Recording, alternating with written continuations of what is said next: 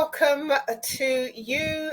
This is this month's Midlife and Thriving newsletter, and this is all about guiding midlife women back to the most important relationship of their lives with themselves through the art of self-care, ensuring through their thriving they are enabled to take their brilliance out into the world with energy, confidence and joy, role modeling for generations to come. And I am blessed to have a wonderful guest with me this month.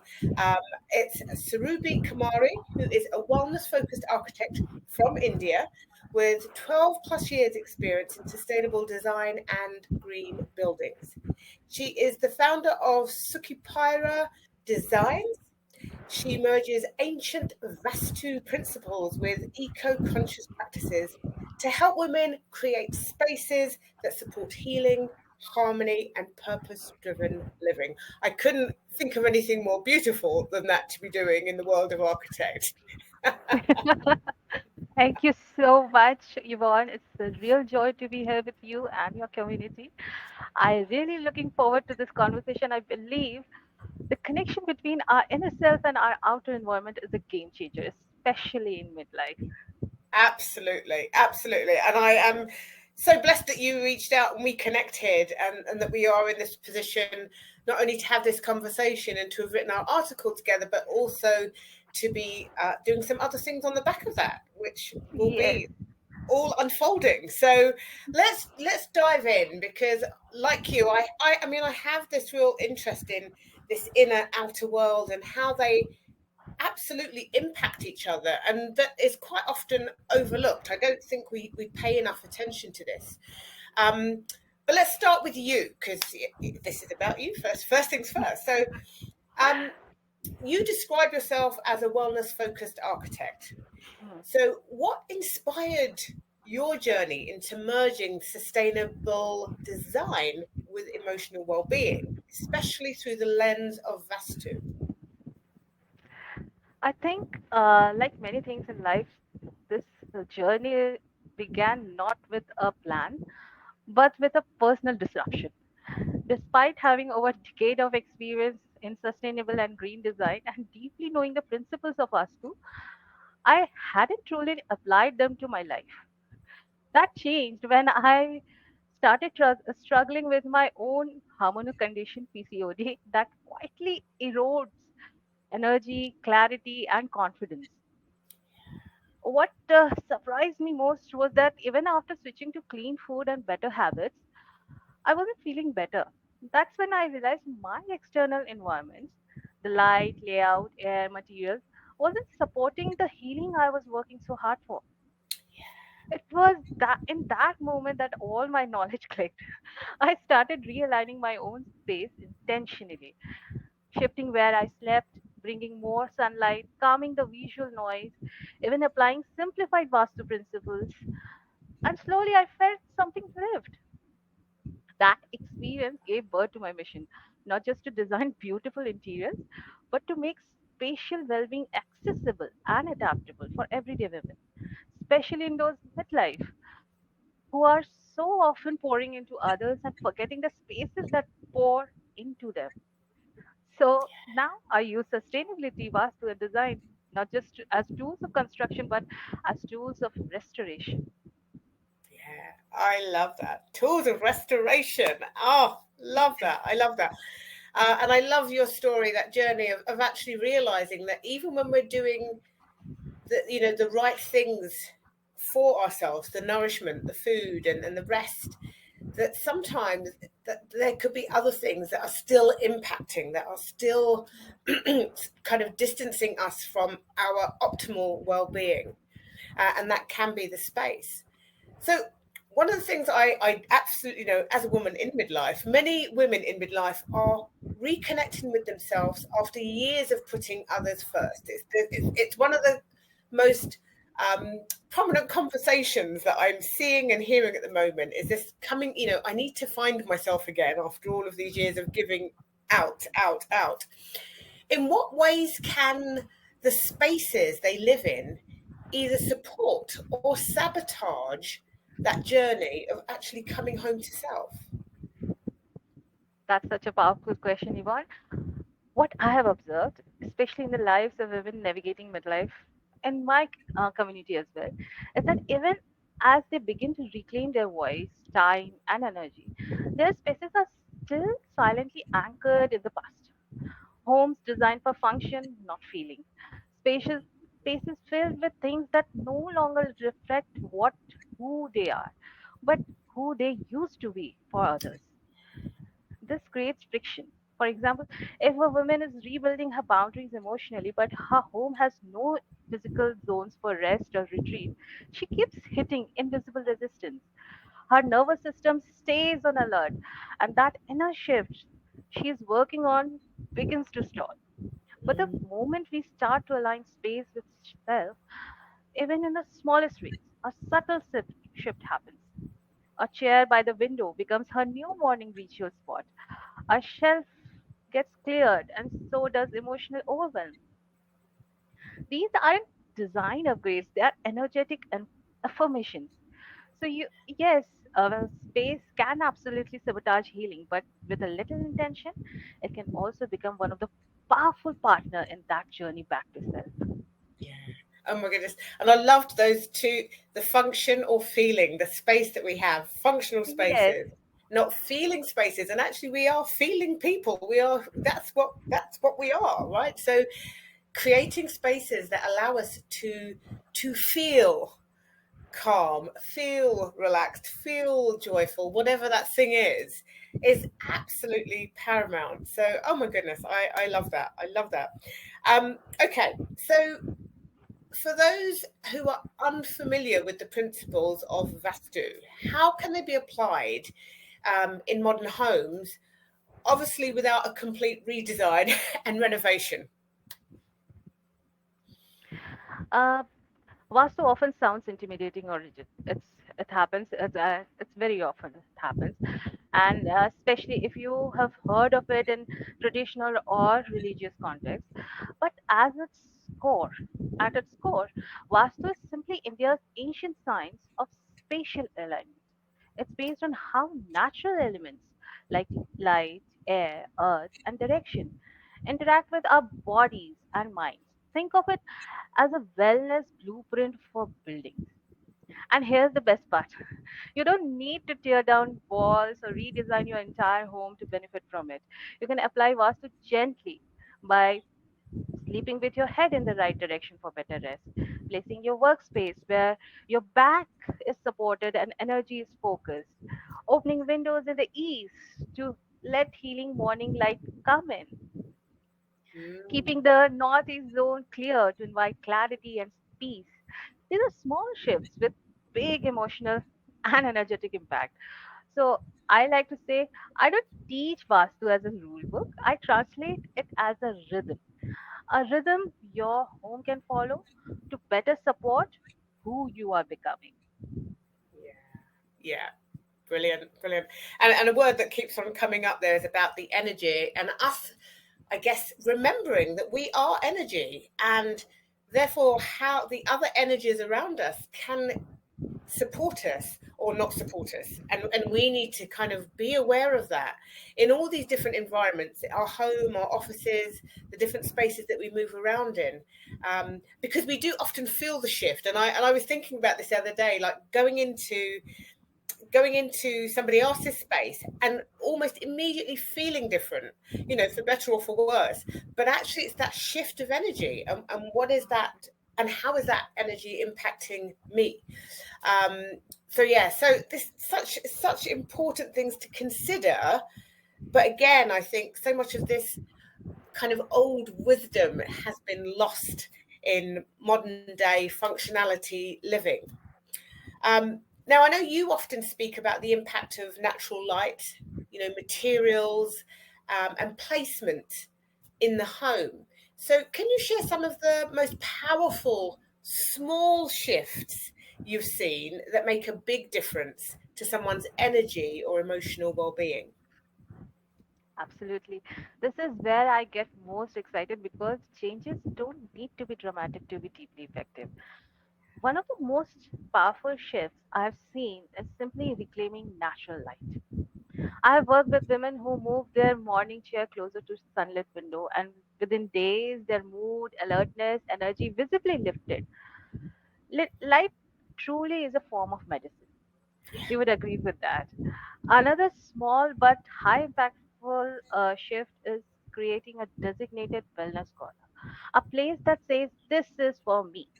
It could be just a cushion, a candle, and a plant, but it changes how they show up for themselves daily. Decluttering a single drawer with intention, thanking the items and releasing them, often opens up not just space but emotional clarity. Even the placement of the bed or the working desk facing a solid wall, away from harsh clutter or distractions, brings a sense of support and stability, especially for women who feels emotionally pulled in many directions. yeah, These aren't design tips, these are nervous system support. When space reflects care, the body starts to feel safer. That's when emotional well-being really rules. That's why in the sprint we focus on tiny but targeted changes because they are doable and they ripple. yeah. Brilliant, brilliant. And there's that word safety that, the nervous system is always reacting to how safe it feels. So if we're creating these spaces that uh, hold us, that literally kind of hold us, wow, what a difference, what an impact that has on our inner world. And this is where that you get that beautiful harmony, that flow in and out, that I think so many of us are missing, or we're not accessing, we're not having. And so it's beautiful to know that actually there are these little things that we can do to access that. These do not have to be, you don't have to go and move home. You don't need to go find a new house. You Yes. can create these special places within your home that really connect you, and help with the healing and the well-being. Okay, so our joint sprint, which we will be launching on the 22nd of this month, explores how self care mirrors the outer environment. So, from your perspective, how does a space begin to shift after a woman reconnects with her self worth, with her boundaries, with joy? Yes, absolutely. This is one of my favorite parts of my work. We often underestimate how deeply our body responds to our environment. I have seen women shift their energy levels, sleep quality, even emotional clarity with the smallest spatial changes. Let me share a few, like light, moving a chair or tea spot near the eastern window for morning sunlight. This alone can shift your mood, reset your circadian rhythm, and make you feel more grounded and hopeful. Materials like replacing synthetic or overly bright furnishing with natural textures like cotton, clay, jute softens the space and instantly calms the nervous system. Now, talking about placement, placing your bed or reading chair with your back to a solid wall can reduce anxiety. It's a Vastu principle that offers a sense of subconscious support and safety. Clutter zones, just clearing one drawer, one shelf where your eyes land every day, has a psychological ripple effect. It feels like breathing room inside your mind. So it's not about expensive makeovers. It's about intentionality, in fact, making your space work for your well-being, one mindful shift at a time. That's what our sprint is built on: daily micro actions that rewire your space and yourself together. Yeah, beautiful, beautiful. So excited about our sprint as well because it is so accessible. It's these um, Hmm. micro actions and just some really supportive resources to kind of bring that alignment back, inner and outer world. And I have to say, as you were talking there, I was thinking like I'm somebody who declutters frequently because I don't like clutter. I Yes. literally I feel clutter on my body and I definitely feel it in my head. So I declutter, every 3 months. People are like, how can you declutter every 3 months? Have you got anything left? I'm just like, there's always something that needs to go if it's not paperwork or clothes or and that feeling, that lightness, that lift that I experience when I've done it, it's just like Wow, who knew? Just by doing those little things that would change my physiology. You know, I can feel the energy almost in my body flowing in a much more supportive way. So, you know, this stuff works. This absolutely works. Okay, so if a woman is reading, you know, our article or listening to this video and wants to make a space feel more like a sanctuary, because I think that's what we want with this space, this sanctuary, but actually doesn't know where to start, what's that first gentle change you'd suggest her to try? I would say start small. Pick one corner that you can truly call your own.